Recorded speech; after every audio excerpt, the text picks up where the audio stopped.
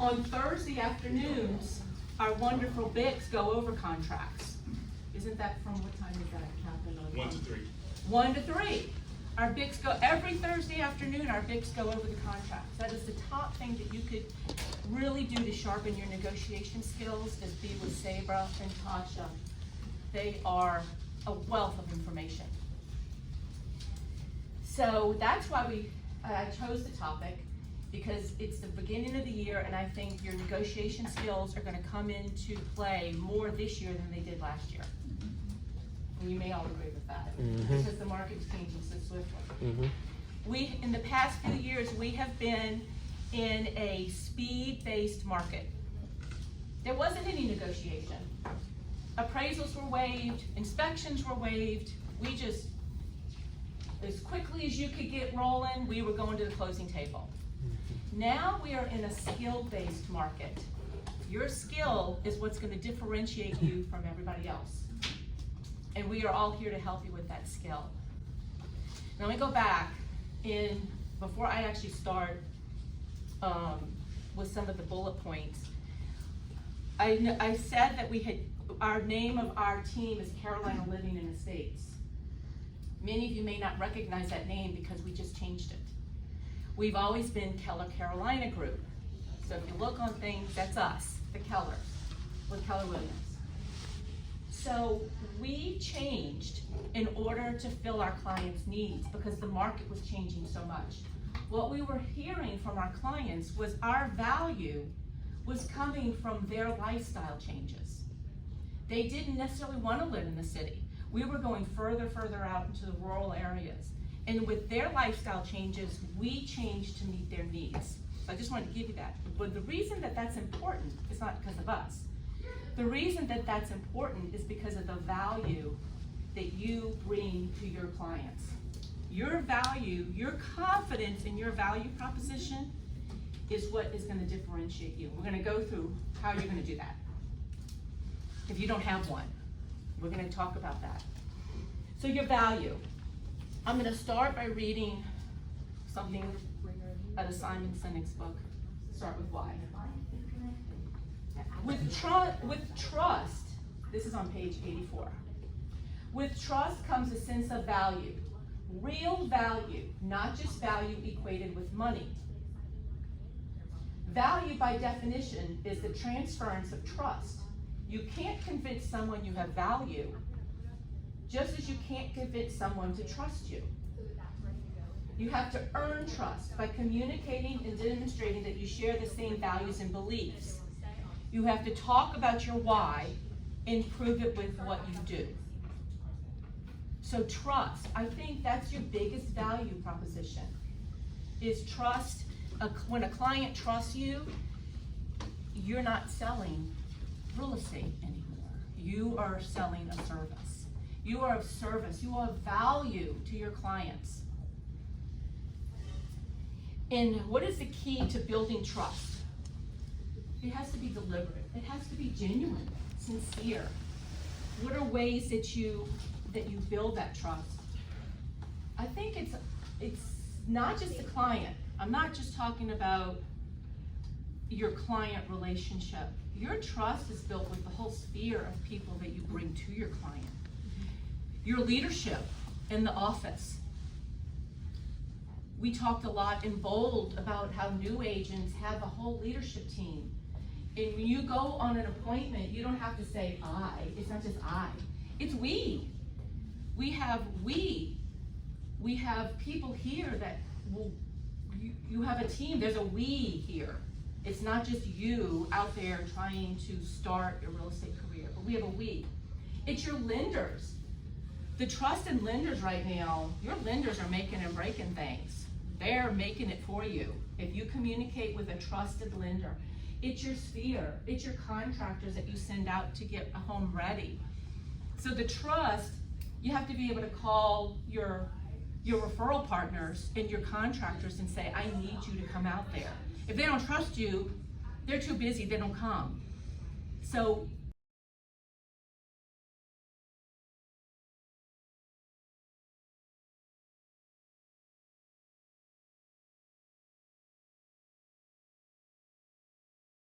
as a reminder of why we do what we do.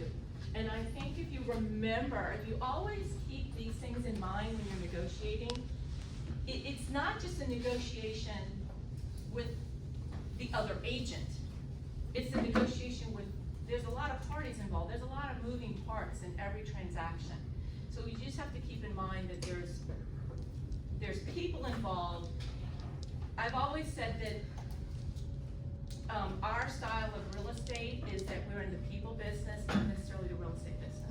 If you remember that people actually live in the houses that you're selling, that, and we probably should all go through a move, like while we're in the real estate business and to understand, to put ourselves in their shoes, but we're in the people business. And if you are always coming from service to your people, you are providing that value, period. It could be any house. It could be any piece of property, but you keep that type of a standard. And so how do we, and I'm gonna just repeat what I said since we moved. With the confidence in your value, that also means value to your contractors that know that when they come out, you didn't just call them out because it's a waste of time, that you really need them and value them.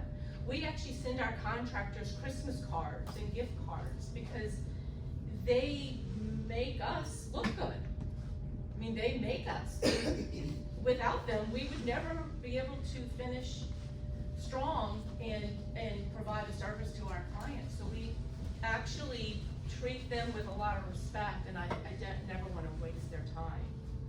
So how do we provide value? And how do you have your value come across to a client? There's a lot of different answers. There's not one. But I think knowledge, your education, knowing those contracts, because the South Carolina contract has changed so much. You talk to 10 different people and there's 10 different variations of how they interpret the new South Carolina termination fee. So your education, your knowledge, your performance. Do you show up? Do you show up for your inspections? Your honesty, consistency, consistent, deliberate, genuine communication. Your skill, which we're all working on. We all work on, all of us. Your commitment. I think your chemistry. You know, the old how you treat people. What about confidence? Confidence. But that comes from education and knowledge. If you have your education, you have your toolbox, you have everything you need, your confidence. And that's why sometimes the words of we and we can help. And I think your gut and grit, because it's not easy. It's not easy. Define your why you do something instead of what. Why you're here to help. And then communicate that. And let's talk about your communication style. The next thing on my list, and these are all, the presentations are just from the agents. Like Vincent is gonna do one. Vincent has a topic. What is your topic? I think it's strategic relationships with vendors. There, very important. Kyle has a topic. What is your topic? Hello, I'll be talking about land in May, so And land in May. in a few months. Come and join. When it gets warm. Jim and Charlene have a topic? No, Charlene has a different topic. Oh. Mine's leverage. Leverage. There you You go. don't succeed alone. You don't succeed alone. They're all good. And I think Charlene is doing questions, a Q&A. Anything you want to ask her, you come with your questions. So anyway, but how do we communicate to present the value? And one thing that I have always, what I have found, is empathy is what creates the cooperation. Do you like being bulldogged through a negotiation? Nobody likes that. And in the past market, the sellers had all the power. But now, we need to start, before that, before 2020, let's see, I got into this business with my license in 2017. So we were in a buyer's market. And if we got a showing, we were having a party. There'd be 25 houses on the market in one neighborhood, and we learned very quickly how to become a very effective listing agent because you had competition. And so your communication and your empathy is what really helped you get cooperation from all sides. And what that means is you don't, if you want to gather the honey, you don't kick over the beehive, right? So approaching a negotiation, if you understand the goals that are on both sides of the equation, both sides of the transaction, you have a much better success ratio than if your only goal is on the buyer or the seller side. It's kind of hard to do, but there's a way to do it. And I have found, I'm a big storyteller. I'll tell lots of stories. And if I approach an agent with a lot of my stories, or even just a client or somebody that's in your Mets group, you start talking about stories, and the agent becomes relatable to you. They've had the same stories. They've been on the other side of the transaction. We're all, it's not a duel, it's not a war. We're all have the same goal in mind, which is to get to the finish line. We have a buyer that wants the house, and we have a seller that wants to sell the house, and we've made a match. So if we can keep that communication open, and I think empathy is one of those emotions that helps you understand everybody's goals on both sides.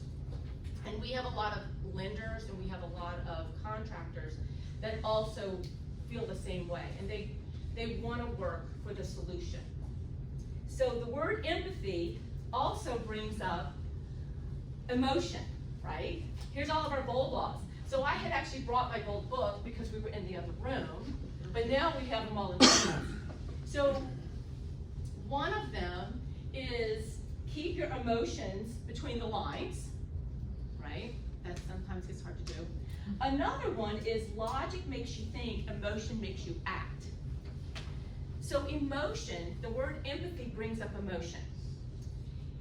There are many things that moving brings up. When you move, when someone is moving, it is at tops of their emotions. It's one of the major life changes, along with your first job, marriage, divorce, birth of a child, babies, death, illness,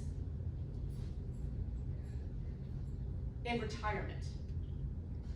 And if you ask yourself, when you're in the middle of a real estate transaction, or when you're called into a real estate transaction, are more than one of those things going on while they're moving?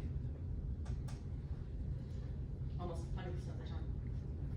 There's a job, there's a retirement, there's a birth, a death, an illness, sadness, happiness. So you are there during one of their most vulnerable times in their life. And you feel it. Sometimes it's painful. Sometimes it's joyful. But your focus is to make that transition as smooth as possible. And I think when all the parties around understand some of that, your negotiation goes way easier. Because you keep the big picture in mind at the end. So that's where the empathy creates cooperation. That's why, that's always top in negotiating. When you understand the emotion, you can have the logic to make focus on the plan.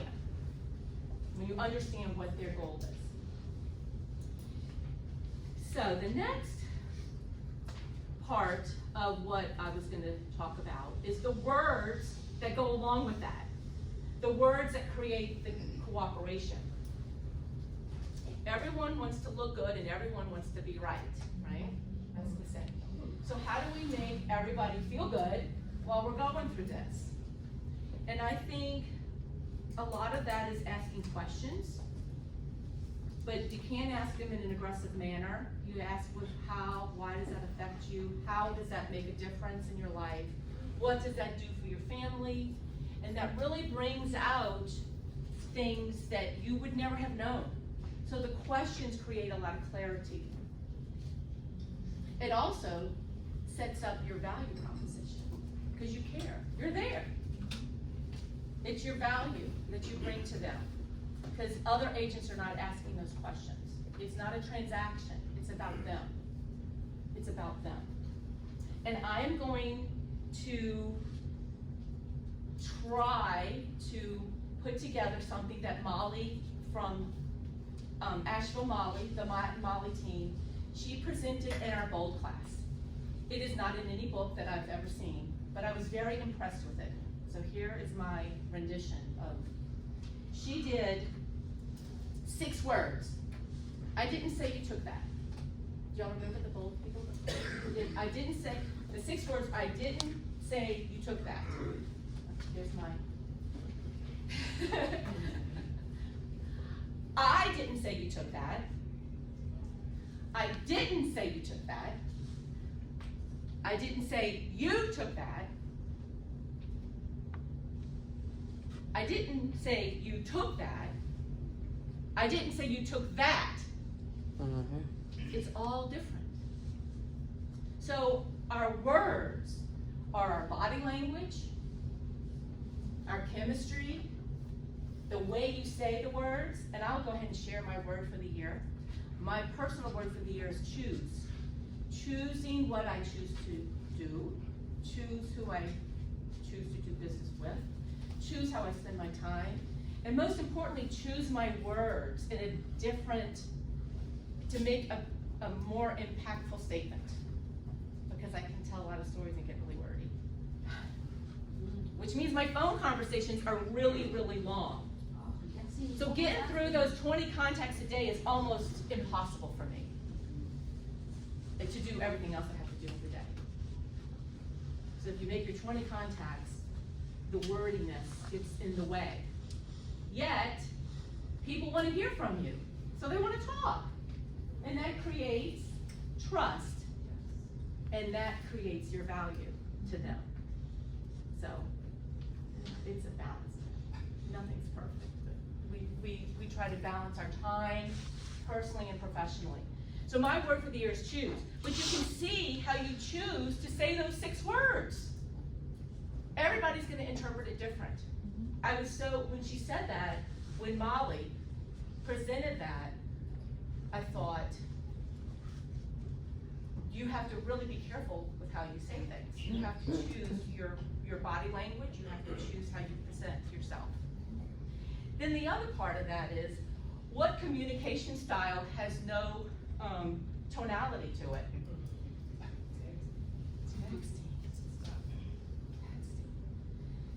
Negotiations and texting do not really go well together. Mm-hmm. Never. You can say, call me.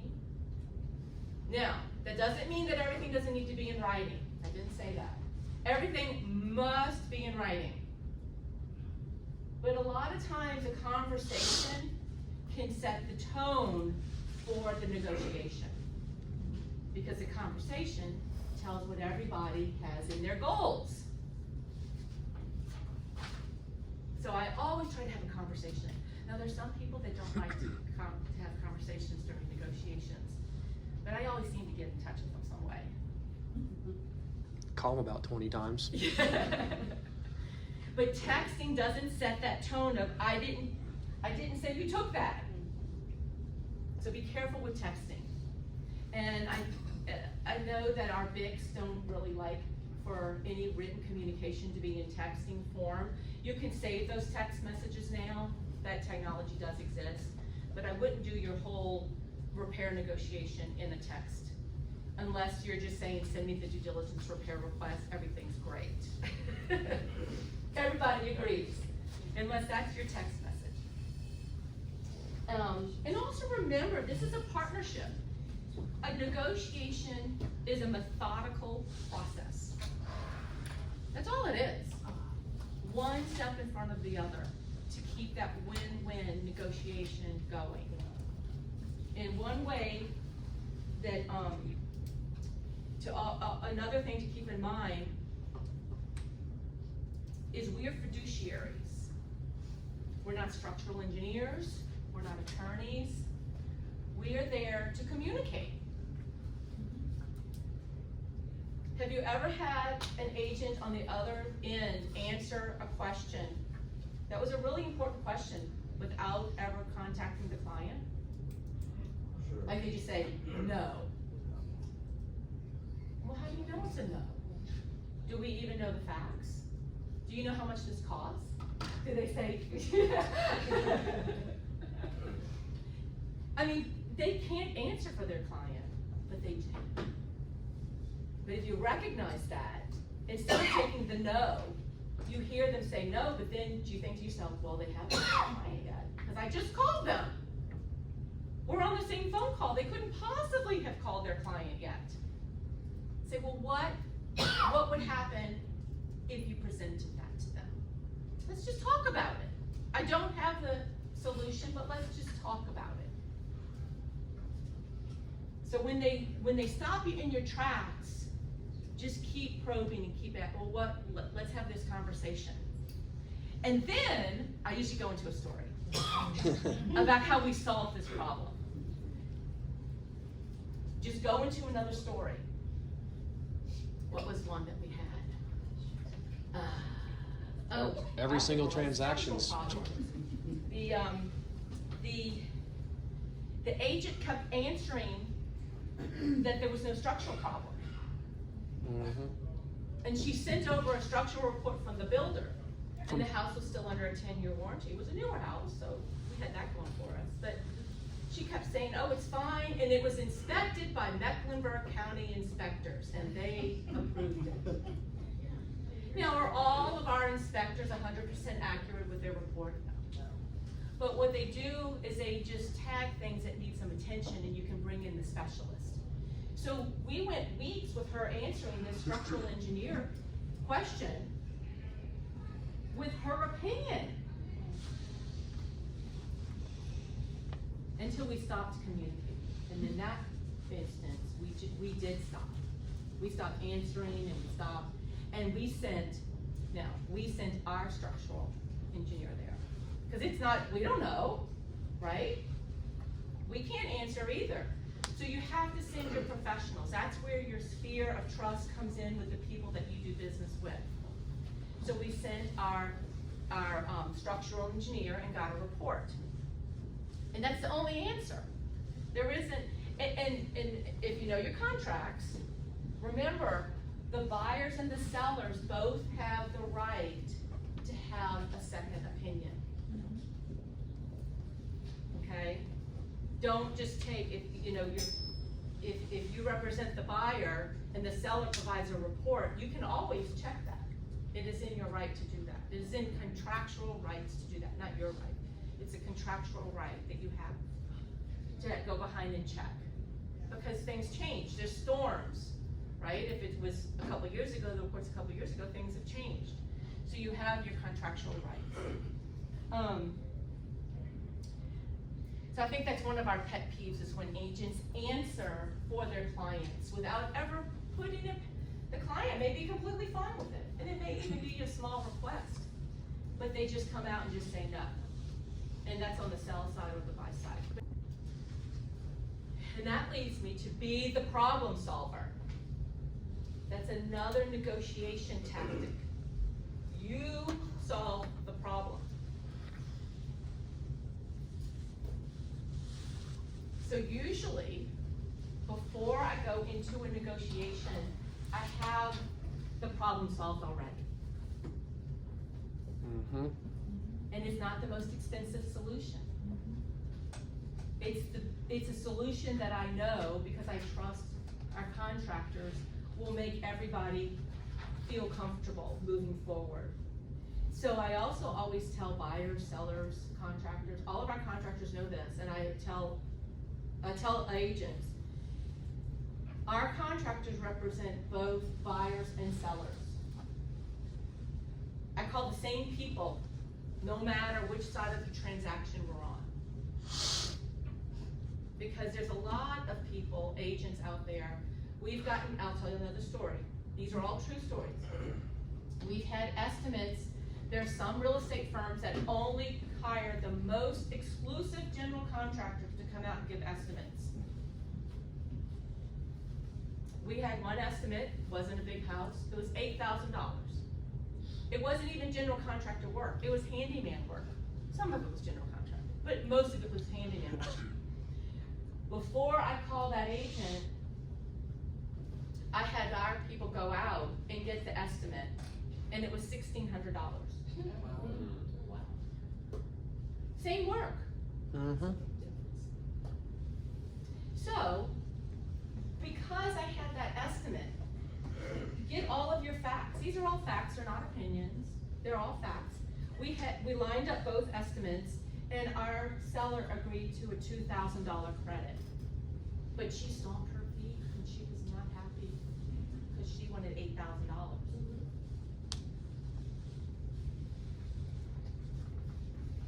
But we had a $2,000, we had a $1,600 estimate, so we were given more. And they were happy, our sellers were very happy, and we did reach the transaction. So being the problem solver means gathering your facts before they have a chance to get all of theirs together. And you kind of have to be very proactive. You have to be very proactive with that because it takes time for the, you may be a 1 week out. So you have, I'm calling them maybe before the inspections happen. Now, in the past couple of years, we've not done that. In fact, June of 2022 hit, and Kyle's comment to me was, I gotta dust off the due diligence repair request report, and I need to call all of our contractors and let them know we're still here. We hadn't talked to an inspector in a year.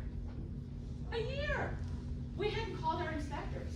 And these are people we talk to weekly. But an entire year had passed since anyone had even needed a quote. Everything was sold as is, no appraisal. So we had to resharpen our negotiating skills. It was like, oh my gosh, what are those forms called again? What do we, we hadn't sent one in. And so it is now time to really, and that's all of us, to really connect with our people and find people to help you, because it's January. By the time March and April gets here, you're not gonna have time. You're gonna be so busy, you're not gonna have time to make the connection. So get your, I know Tony was just looking for some people, but get your list of people together and make sure they know that they're your people, because they'll do anything for you. They'll come out on a Saturday when it's needed. So that was being the problem solver. Takes a lot of extra work. It does. Yet it always pays off in the end. We very rarely, maybe once, have lost a transaction because of negotiations. There's always a solution. There is a solution to every problem. Another tip that I can say about negotiation, and this is all just real life stuff. When our team has a listing, when you go into showing time, we never allow the appraiser to just schedule their own appointments. Mm-hmm. We always check no. Inspectors can check, we check yes. In show me time, and if y'all haven't gotten to that point, we're happy to, it's just a box. All appraisers have to call us to gain access to the property. Now, there's a reason for that. We're not there to sway, you can't sway, they can report you to the real estate. That's not allowed. However, we can communicate the material facts about the property. And they're always so appreciative. They're doing, I don't know, 5, 6 houses a day. They don't have time to research the house or the property like you know it. You know it because you have been looking at it for months now. Just simple little tips for them. Oh, it's a 5-bedroom house, but it has a 3-bedroom septic system. But they may price it, they may appraise it according to the 3 bedrooms because that's all you can put in MLS. They don't even think, oh, it's a 5-bedroom house, but it has a 3-bedroom septic. Or just little features. We have one that, the deck is in bad shape, it's an estate sale, we all know it. But I called the appraiser, I said, the deck is functional. And I told him my long story about how some children had jumped on my staging couch and broke the couch. Like, they literally broke the couch. And the agent left it and never called me. I had to get it, like, in the house. There was, stuff was everywhere. I left that house, which is in Madison Park, and I went to the appointment to Liz's other house in Lancaster, South Carolina.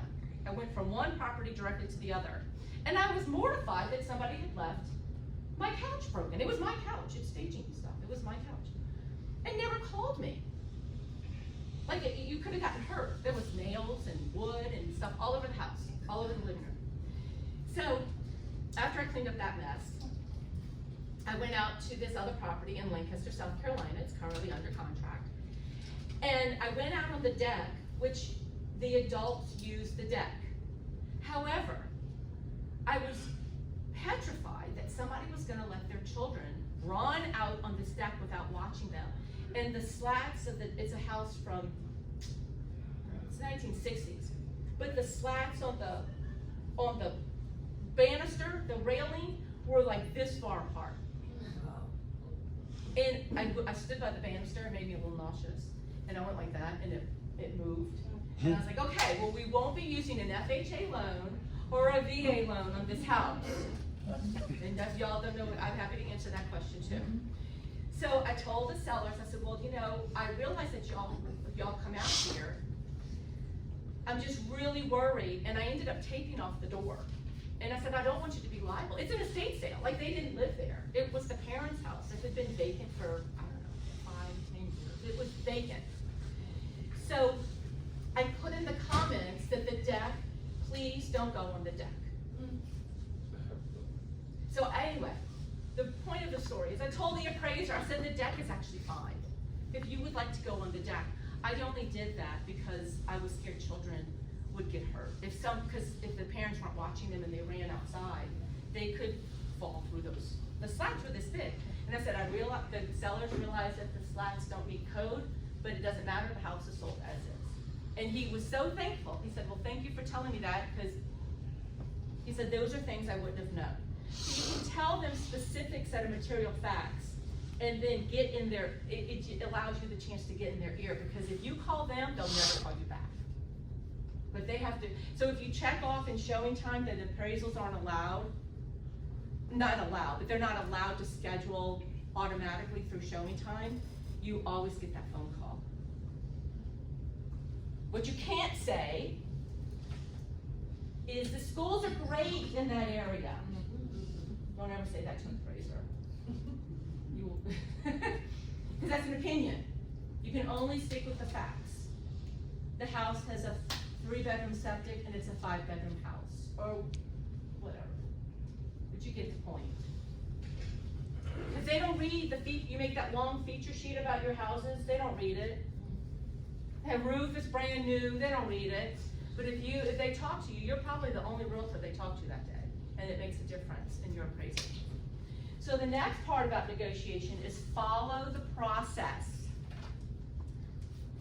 Follow the methodical process. We just talked about inspections and we just talked about appraisal. Make sure you have both of those reports before you finalize negotiations on either. Have all of your information. This is a suggestion. Not everybody does, but I'm very methodical. So before you finalize your inspection repair request, make sure your appraisal's good. And this is why. If you have a $5,000 repair,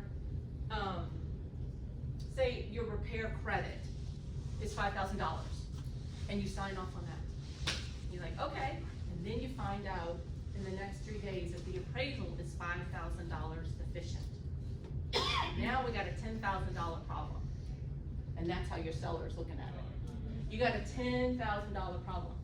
If you wait until you have all of that information, usually you can put it all together and you end up with maybe $5,000 to $8,000 or $5,000 to $7,000. Usually buyers are fairly reasonable and they understand that we've already got this credit, but if you've already agreed to it, you're kind of behind the curve. So just wait. Does that make sense? Mm-hmm. If you have everything, all of your negotiable terms on the table, then we can go back and say, okay, well, let's meet somewhere in the middle there. Let's just see what we can do. And usually it works. Everybody's usually pretty happy with that. Not all the time, but what you don't want is for it to be more than that, because you could lose the whole transaction if the buyer may not have the money to come up with the difference. So that's a whole nother conversation, right? Or maybe you could buy a home warranty to cover the repairs, and then that's a $600 solution to a couple of $1,000 problem. So there's always a solution. There's always a solution. You just have to communicate and keep asking questions. I'm gonna put this out here. And this is another form of communication that it disarms. And I'm gonna look at it from the buyer side right now, and then we're gonna talk about this. So you have your 90-page inspection report, right? 90-page inspection report, and they're getting longer. They used to be 68 pages, now they're 90, whatever. And so it alarms everybody. Everybody's in shock, and rightfully so. You know, inspection reports make it sound like the house is falling down. And everybody goes into shock. And so there's your empathy. You say, I understand completely. Let's really read this and look at it. Attend all of your inspections, and please insist that your buyers are present. Because when they get the inspection report, it makes it sound like they take a picture of something and it's this big, right? But on the piece of paper, it's like this big. So attend, make sure that they see it. They don't have to attend the whole thing. It's called the summary time, the summary 30 minutes. It's at the end. Just make sure you coordinate your buyer to be there during this, and you, so you can actually see it and it's not the house is falling down. So one way after people start to digest the 90-page inspection report is, one thing I say to agents and to the buyers and to the sellers, now that this is a material fact, it needs to be fixed for someone. It may as well be you. Parent. Right? Because the last thing you want is for your buyers to terminate, lose their due diligence money, and the due diligence money a lot of times is equal or more than the repair itself. They walk away from all of their due diligence money or a termination fee, and then the seller fixes it and puts the house back on the market. They were gonna fix it anyway, right? It's now a material fact. We all didn't know it before, and the inspector uncovered it. They're gonna fix it for somebody, it might as well be you. And I think people start to realize, oh, well, that's true. They're gonna fix it. Do they always fix it? No, but at least you can say that. And usually you can get, it helps the seller realize, oh, well, I do need to do something about that. Because it's not just this buyer, it's now all the other buyers that are gonna, the next inspection report's gonna say the same exact thing. Somebody has to fix it, it might as well be for you. And that way, your people aren't losing their due diligence money. And then the last part of mine is I just have felt over the years that real estate has become more of an art form than exact science. And I'm in the science field. I like exact science. It was hard. Real estate is so it depends. Yeah, and well, every transaction's different. Every person in the transaction's different. Every personality's different. Every property's different. Every seller, buyer, the other agent on the other end. And here's another lesson about texting. Another story. I had a transaction where everybody on the other side of the transaction was named Amy. My seller's name was Amy. The buyer's agent name was Amy, and the buyer's name was Amy. And one night, I started to text Amy. And I was like, I'm just gonna put my phone down, and I'm not gonna text any Amy's, because I was tired, and it had been a long day, and it was like, I better just make sure I'm talking to the right Amy, because you could call the wrong Amy. Everybody, and I think the lender may have been an Amy. I mean, everybody, and some of them were spelled different, but still, everybody's name was Amy on the other side of the transaction. What are the odds of that? I thought that was crazy. So the other thing to think about, with all the stuff that we've talked about, are the two markets. Are we in a buyer's market or a seller's market? Low inventory. By definition, we're in a seller's market. Yeah. Because the seller's market is when you have 6 months or less of inventory. That's the old definition. I don't know if they revised that. It's the same. Yeah. A seller's market is 6 months or less of inventory. Currently, I think we're at 1.5 months. I may be a little off, but I think that was the last data from. So we're in a seller's market. But yet houses are sitting on the market for over 50 days. And the amount of houses on the market are 50% more than this time last year. 54%. So are we in a seller's market or a buyer's market? It's actually the first time in history that we are in simultaneous markets. And our job is to create a win-win for the buyer and the seller and explain that to them. But the reason, was that Mark King said somebody needs to sell a damn house? If you communicate that we are in a fabulous market to buy a house, it's not the interest rate. You're actually gonna you're gonna be in a better position if you buy a house right now than if you bought a house January of 2022. Do you know why? The price. And we can negotiate. We can get you a repair. Last year you may have spent $50,000 more because you had to bid $50,000 over. So now we're gonna pay what they're asking, which is market value. We're gonna have an appraisal, and we're gonna have an inspection. And we're probably gonna be able to negotiate some repairs. If you start telling people that, they will hear you. It's not the interest rate. When you actually do the little spreadsheet, somebody put out someplace, it's on what your monthly payment is with this interest rate compared to if you did, Teresa can do it, a bunch of the agents in the office have sent out on our Facebook page. If you took the price you would have paid a year ago with the interest rate and the price you're gonna pay now with the interest rate, your monthly payments are actually less. And we've negotiated repairs. And you haven't paid $50,000 over, so when you go to sell it, you haven't overpaid. So we're technically in one of the best times to buy a house. But everybody still says it's a seller's market. Of course, the sellers think that. And that's another hard conversation. Know your facts when you go to your listing appointments. Another, and we're almost running out of time, I want y'all to answer questions. I thought I was gonna be early. Kyle said you won't, Mom, you talk too much.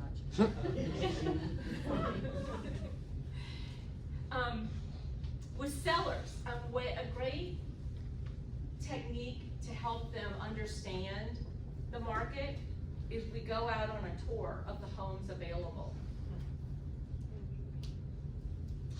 done that in, I can tell you, 10 years, but I've started doing it again.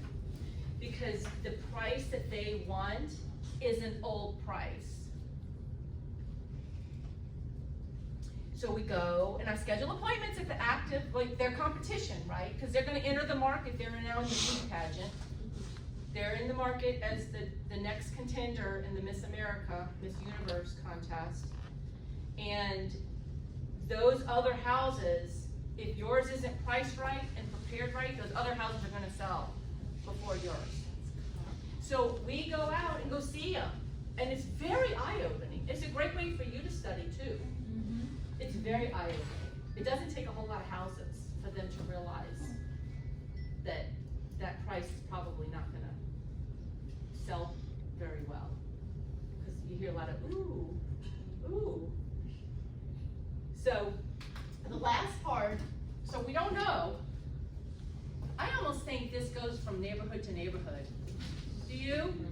School districts. School districts, you know, zip code to zip code. It's,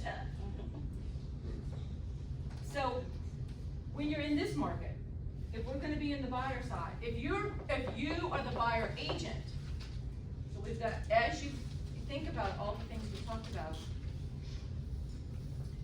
when we talk about the empathy creates cooperation. Under the buyer's market, you have the buyer, and you have the seller. Those people's goals. And who do you represent in this market? And it could change by next week. I find it changes almost daily. Then, in the seller's market, if you are in this market with the particular property that you are working on, and you've gotten multiple offers or on the property, that type of a situation, you also have the buyer and the seller. And you may have to tell all of these people, if you don't fix it for this buyer, you're gonna just have to fix it for the next buyer, or all of those little things, those stories that you can tell. And all of those appraisers, and all of those, and actually some appraisers may think we're in a buyer's market or a seller's market, and they use that to appraise a house. An appraisal is an opinion of value on the day that they're standing in the house. It is an opinion. Can you change their opinion? No. Not really.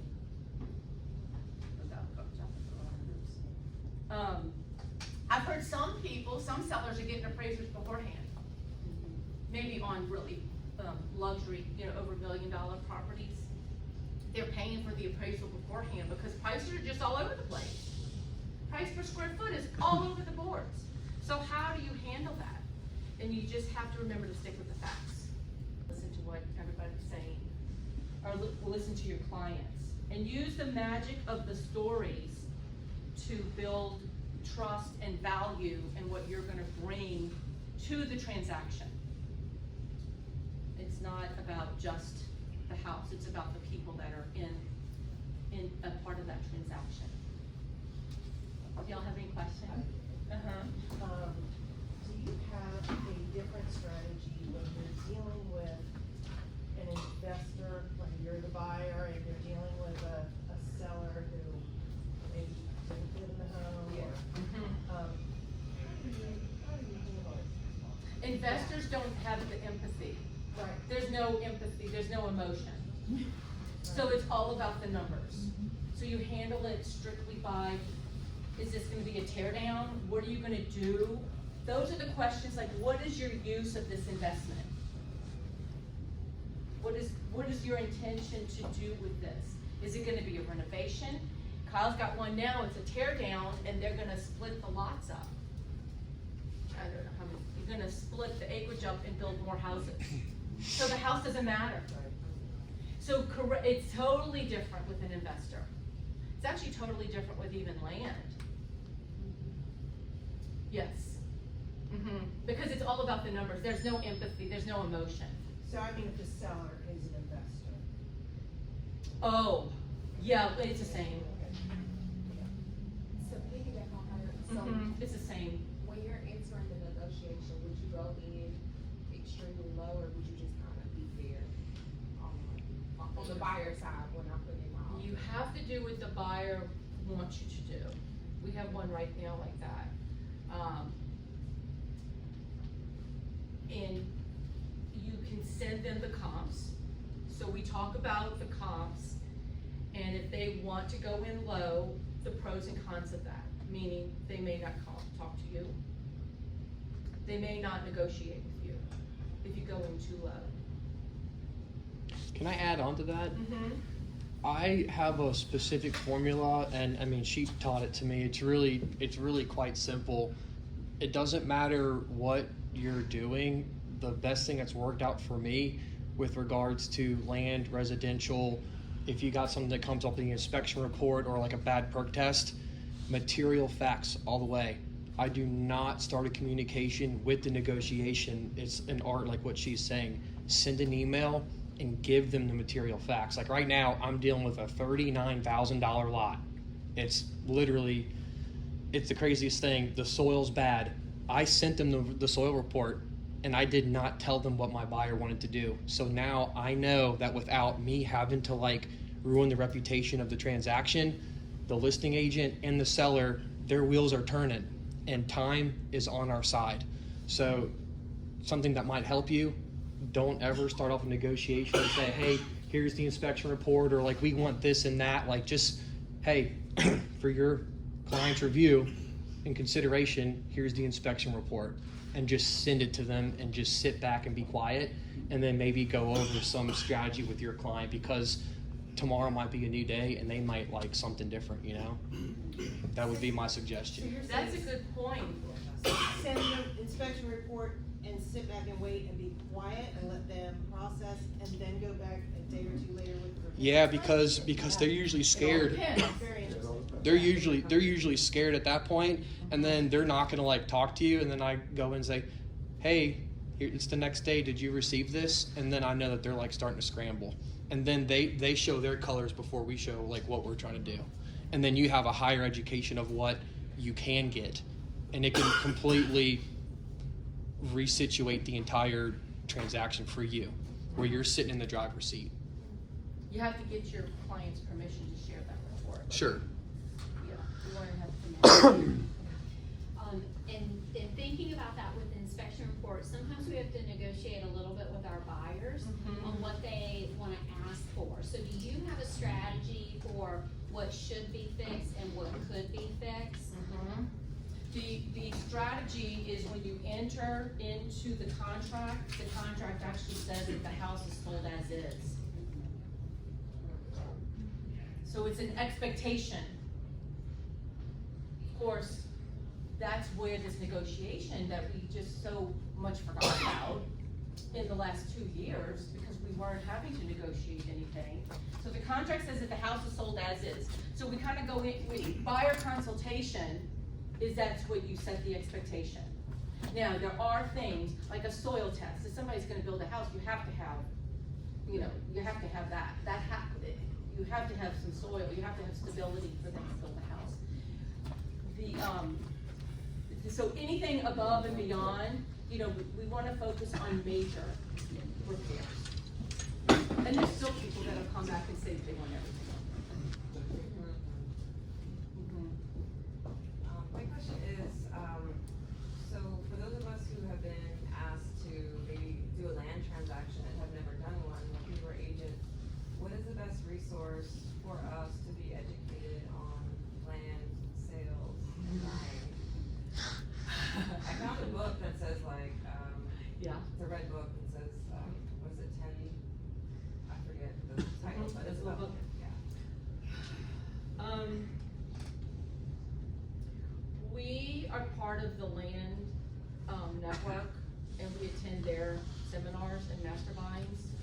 I would just say, it's hard to answer that, because every piece of land, like the one that's in Lancaster, this has been a 6-month process.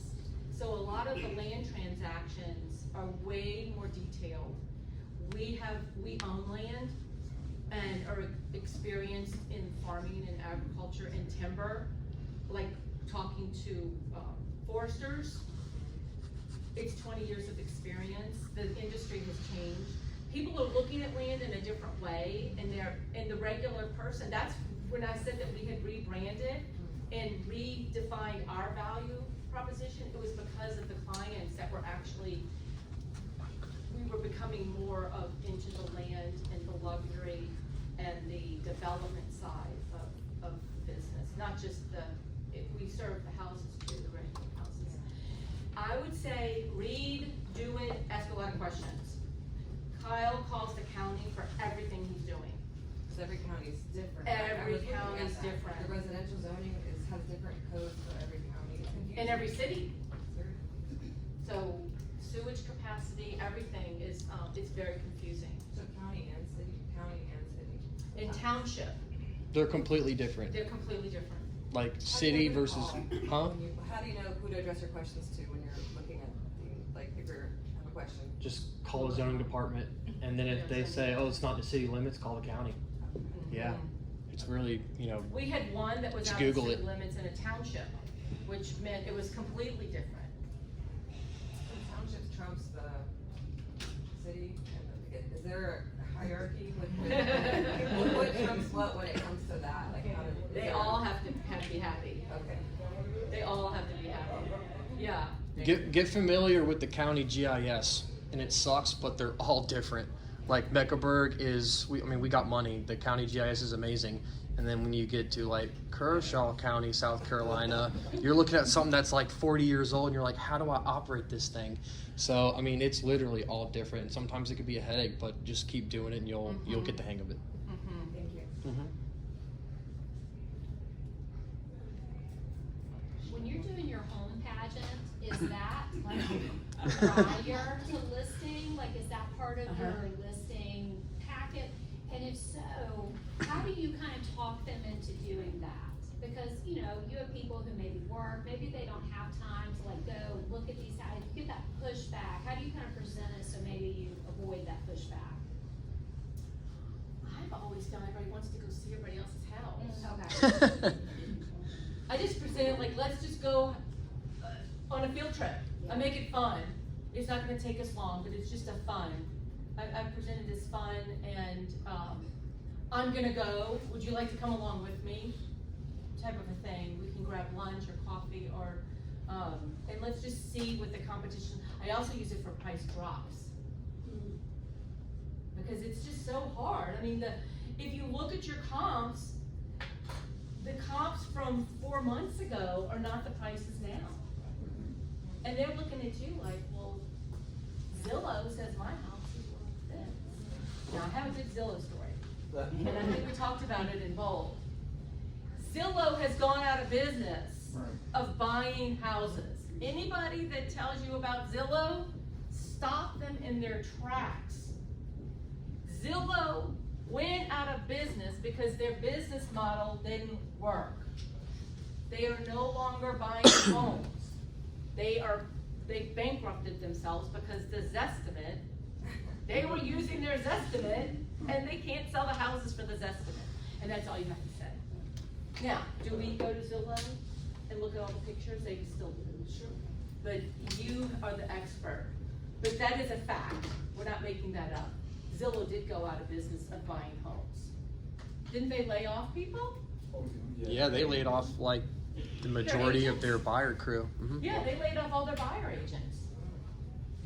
I don't know how those people got paid, but anyway, yeah. So they're not buying houses. So their formula of pricing a house didn't work. But yeah, usually people want to go look at everybody else's house. And they do. I feel kind of bad scheduling the appointments. I don't really have a buyer, but you can. However, if I am an agent, a listing agent, I want as many eyes on that house as possible. Because that means an agent is stepping foot in my listing. I don't care whether they don't have a buyer today. That's another thing about goals. So I think Kyle had mentioned this. At the beginning of a listing, or even your buyer transaction, or when you first go under contract to buy a house, their goals may be different than 2 weeks later. A great example of that is like the refrigerator and the washer and dryer. It's just something so simple.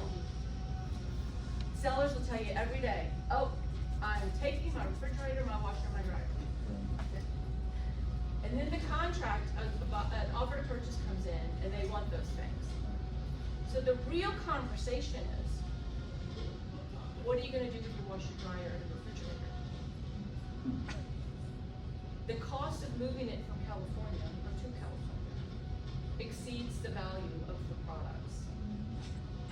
And I promise you, on moving day, you're gonna be so glad that those things aren't on the truck, because it's the last things that leave the house.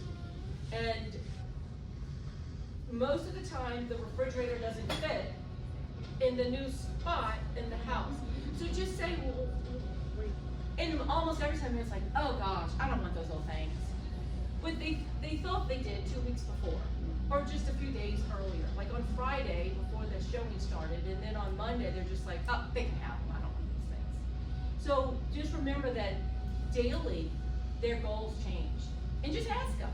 And remember the conversation with the agent that says, no, the refrigerator, washer, dryer. I always say, let me ask. Just we'll ask. And 9 times out of 10, the buyer gets the refrigerator, the washer, the dryer. Another thing that we're gonna see is those home warranties coming back into play. And I can tell you, personally, I'm not gonna let a deal fall through for a home warranty.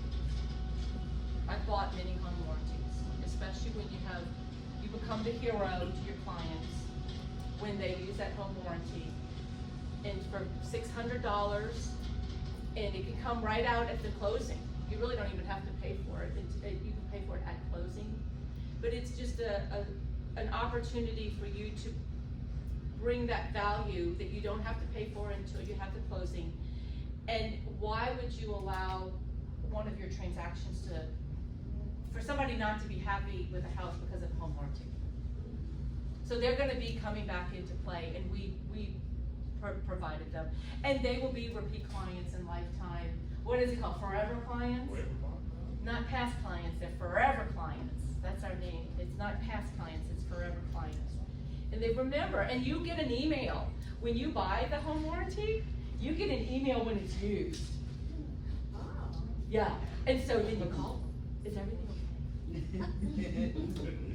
Sure is, now that I have your home warranty you bought me. Right, so you're just a hero for a couple $100. Now they have gotten more expensive, and there's a lot of other products out there. It's just something, you learn the hard way, why did I not do that? It's just simple, and it makes people feel a little sense of comfort. Do you guys tend to pay for like a spec quote, like the We have. repair quotes, just to get early on before? Yes. start asking? What is that, $50? A spec quote?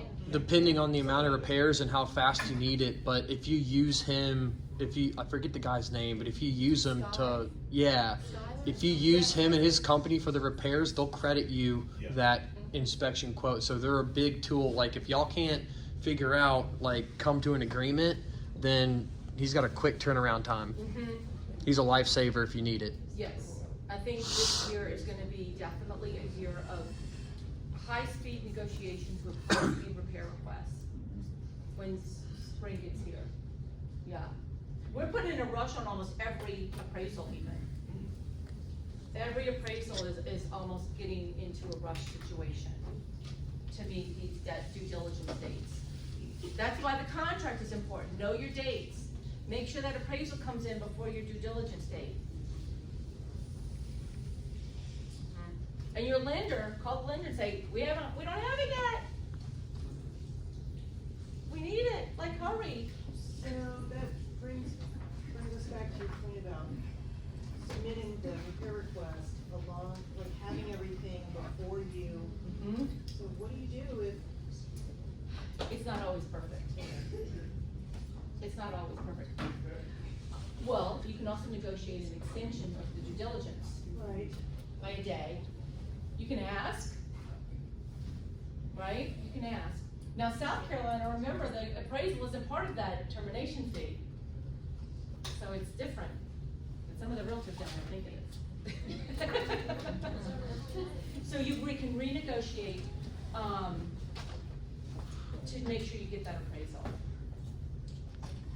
But the point is, to be on top of it, you wanna make sure that everything is submitted to your lender timely. Like if you go under contract over the weekend, Monday, they should have everybody should have all documents that next day. Yeah. To stay on schedule. Any other questions? You can tell that we're pretty, negotiation is really the key. I think it is the key to differentiating yourself in this market. And nobody likes to be bullied. Those darn agents that, I'll never forget that $8,000. Well, this is what you told me. Our firm does not allow anybody on a property if they're not a general contractor. I said, well, that seems very expensive for your clients. I mean, it is. Great line. It's very expensive. Like, they think that's the only game in town? Is that like high dollar, the Tiffany contractor or whatever you would. I couldn't believe. And even some of the things on the report were not even true. So that's why I say attend your inspections. He said that the gas valve was the wrong valve. We have a plumber, he went out there for free. And he was like, I have no idea what they're talking about. It was actually perfect. It was perfect. So you have to really question everything. As you mentioned earlier, it's important to get our vendors together. The one that quoted you like 6,000 less. Do you mind sharing? That's our handyman. Yeah, I can share. His name is Les. He's choosing his work too. Yeah, he's because good. so busy. He's good. Oh, gotcha, okay. Yeah, Yeah, Les Gladden. Yeah. yeah. Do you know Les? He's a retired firefighter, He's a and we keep him retired busy. Sweetest guy. Who do you y'all ever not have? Because, like, not as busy. I use our Facebook page. Yeah. If you search, people post it all the time. Like if you just put in the search bar, Yeah.